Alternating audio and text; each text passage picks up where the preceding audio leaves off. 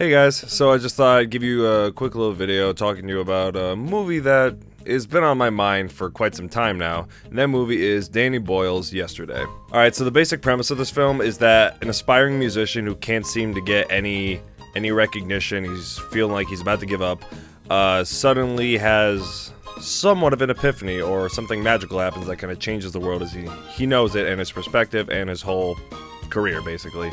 So one night, all the power goes out in the world, and then the next day, he realizes that nobody has ever heard of the Beatles. And not just the Beatles, other things people tend to forget about. People don't know what Coca-Cola is. People don't know what Harry Potter is. And it's not like they don't... It's not that... It's like these things are never invented. And this catches him completely off guard. And what he decides to do with this is that he takes his vast knowledge of the Beatles, of their music and his musical talent, and he puts it to claim it as his own. Now, the reason I wanted to see this is not just the fact that I'm a huge Beatles fan, but also because this is from Danny Boyle, who is one of my favorite directors. He's done great movies, you know, Trainspotting, 127 Hours, this guy's fantastic. He's one of my top 10 favorite directors of all time. And like I said, I also want to see this because I was a Beatles fan, but sometimes movies about the Beatles can be a little problematic depending on which way you look at it. You know, it depends on your perspective, because like the movie like Across the Universe, which came out in like 2007, which is mainly an art house film, they kind of just created a story all around the Beatles music. And you know, some people like it, some people don't understand it. And then you got other movies where it's like movies about the growth of the Beatles. Like, I can't remember the name of it, but I know there was a movie that came out in the 80s that was a story about how the Beatles got started. And then there was another movie about Paul McCartney and John Lennon or something. I think it was If John Lennon Lived. I don't know if that's real, I'm not too sure, but anyways, I digress. Speaking of which, the movie about the Beatles starting their career up, that was a TV movie, and it was actually directed by the same guy who directed Return of the Jedi. So, hey, a little tidbit for you. No, but I went into this film hoping it's something good, because like the whole idea of it I really like. The fact that, you know, what if everyone just forgot about the Beatles and this guy just uses his knowledge to capitalize on their whole success to make it his success. And coming out of it, it was all right. Not as good as I wanted it to be. I feel like it's as good as I feel like part of it is good as I expected it to be, but there's also lacking in a lot of places. First off, it's very refreshing to hear a lot of Beatles music, even if it kind of seems like this movie is capitalizing on just the Beatles name brand or something. But, you know, throughout the first half hour of this movie, first 40 minutes, it's going in a great direction, you know.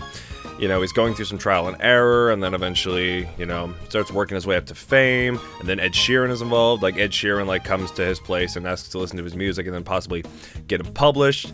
And he's just like, it's going in a good direction, and you want to see how far this can go. But then at a certain point of the film, it kind of stops.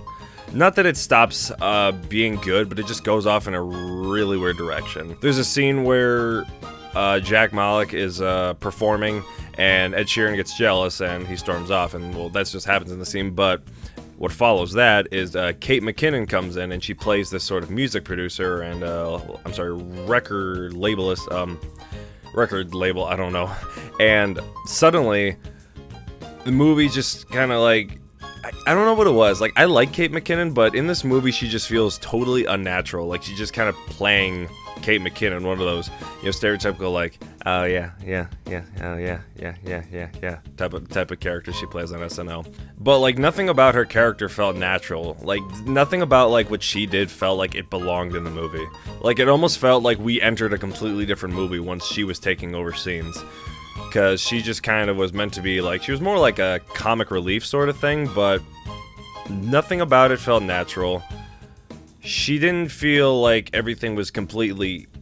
It didn't feel like everything was completely genuine. That's not like the only reason I have issues with this movie, because truth be told, there is some good stuff here. Like, even like when that point happens, when she comes in and the movie goes off in a weird direction, there's still some stuff I like. I think one of my favorite aspects about it is Well, obviously the movie talks about a lot of certain things, like how the Beatles' music is great, and it's practically timeless. However, music like theirs could not work in a society that we have today. Like, you know, the type of mainstream music we have with the dubstep and all that, and I think they show that in a lot of scenes that kind of emphasize the point of it. But obviously there's a lot of things where, you know, people are like, oh, it's not as good as like Coldplay or anything, which is kind of like, yeah, you get it. It's kind of a funny joke, but you get the point, and they get that point across several times. And truth be told, it is a sad fact, but it's true. And also, one of my other favorite aspects of this movie is that, so about 3/4 into the movie, he starts, like, you know, he's writing all these other Beatles songs, like, you know, he's getting all the lyrics down, like, he's talking stuff about Strawberry Fields and Penny Lane, but then, like, people start asking him, like, hey, what are the meanings of these songs? And he doesn't really have an answer. And it's more so, like, you know, he doesn't really have a background, and he tries to, you know, make up stuff, but then, like, he uses his free time to actually go to Penny Lane and Strawberry Fields to, you know, try to get some inspiration for these songs. But when he goes there, these places are just run down, or they're just depressing. Like, you know, if you looked at them now, like, obviously they're like high culture places, because there's such like because the Beatles have just culturally impacted these places. But it just doesn't work, because since they had no effect, these places are just nothing. And when he tries to write music about them, it's kind of like he's writing music about nothing. And then, like, he, like, tries to write, Hey Jude. Like, he's like, and then Ed Sheeran's like, who's Jude? And he didn't realize, he tried to explain it, but it didn't seem like the purpose of the song had really much meaning, so he changes the song to Hey Dude. Which is kind of, it's funny. It is kind of funny, but more often than not, it's just kind of like, you know, it's kind of stupid. More often than not, like, you get the point. Where this film also fails, though, is it just kind of goes in a very cliche direction. Like, not to say, like, you know, there's certain things where, like, oh, that's pretty formulaic, but it kind of seemed like near the end, it kind of gets a little bit more formulaic and predictable. And not to say that a movie like this shouldn't, but in a way it shouldn't, because, like, but the way the film opens up, like, you know it's going in a good direction. Like, this feels different. You don't know what to expect with all this, like, hype and craze around it. But then again, it's just kind of like, but anyways, Lily James is in this movie. I don't remember the name of Jack Malek's character's actor, but I'm so sorry. But Lily James plays his manager when he was being a little bit more of an independent artist. And she's just like, you can obviously tell that she's got a thing for him, but you know, she's just kind of like, you know, oh, she's happy for him, but she doesn't seem like he's going in this right direction. Like, she doesn't feel like what he's doing is what he wants. Like, it just seems like something that he's not truly happy with. And sooner or later, he has to make a decision where he's like, oh, are you going to go off and be famous, or are you going to come back and stay with me? Because you can obviously tell that she loves him, and he's just all confused about the whole thing. And I'm like, geez, where have I seen this before? And, you know, and then it goes into that whole bullshit, and then there's something at the end where it's all schmaltzy and crap, and it's just like, oh, okay, we're just going to do this now. All right, fine. And not to say that that's really bad, because there are movies that can seem formulaic at times, but they utilize the scenes well to make it seem like it's their own. But in this case, not only did it become unpredictable to extremely predictable, but now it just feels like this is something I've seen everywhere else.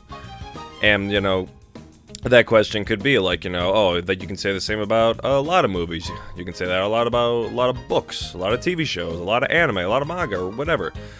But me personally, it's just something about it just didn't hit the note, because obviously, and it's just really schmaltzy and crappy at the end.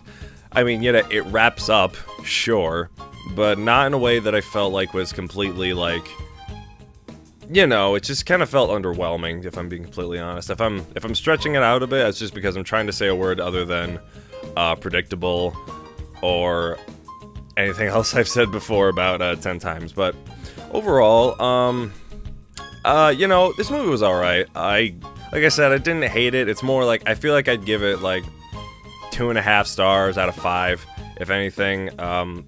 at the least, because it's either 2.5 or 3 for me out of 5. But like I did genuinely enjoy quite a bit of it. You know, Danny Boyle was a great director. A lot of people were stealing their performances. And and one more thing, almost forgot. The one thing that I thought they really did well, and this is a spoiler, so go to this time code if you want to avoid spoilers. But the thing that I thought was one of the more genuinely like amazing things they did was, so throughout the movie, when he goes to certain concerts, he sees Jack Malek sees these people that are just at his concerts, and they realize like he can tell that they know who the Beatles are. Like, and you realize there are other people. Not everyone has forgotten who the Beatles are. And he sees them, and he's kind of like afraid that they're gonna like sell him out or something. They're gonna be like, hey, this guy's a phony. Like, they're just gonna Tekashi 6ix9ine him or whatever the hell that kid's name is. And they meet up with him, and they're like, no, thank you.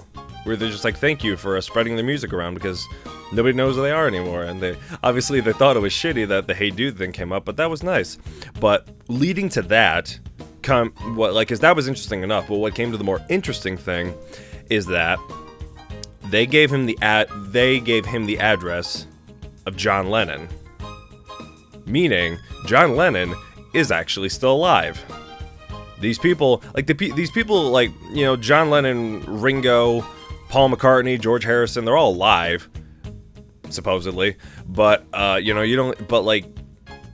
just didn't like kick off as Beatles. And then he goes to John Lennon's house and he talks to him. And John Lennon, like, he has absolutely no idea who this guy is or what he means to him. But he's just kind of like, you know, they make John Lennon to be this like genuine soul, I guess, to be like, yeah, I'm gonna invite this person into my life and talk to him about stuff.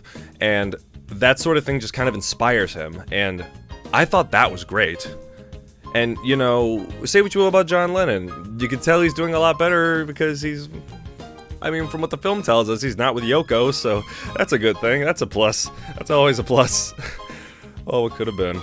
But anyways, aside, I enjoyed most of this movie. There's some instances where it just kind of felt like half of it, the movie was kind of cut in half, like this is the good half, this is the bad half.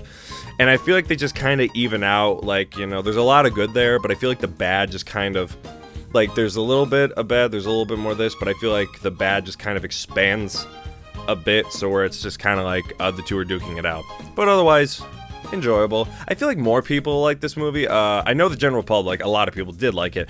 I'm indifferent. I like it, don't love it, but I would recommend it to any fan of the Beatles. I already told my dad to watch it because he's a big Beatles fan. He's the one who got me into the music. And if you are a Beatles fan, and if you just want to see this movie, or like Danny Boyle, or anything like movies about music, then give this movie a shot and see what you think. And let me know what you thought. And I'll see you next time.